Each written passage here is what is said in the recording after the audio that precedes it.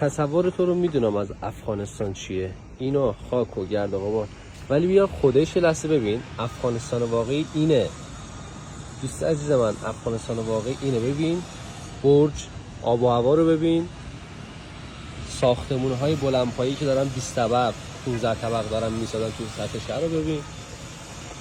کلا تو یعنی میبینی انگار اومدی مثلا لس آنجلس. نگاه کن، این نمای واقعی شهر کابله. خب داری میبینی اینه افغانستان واقعی اینه.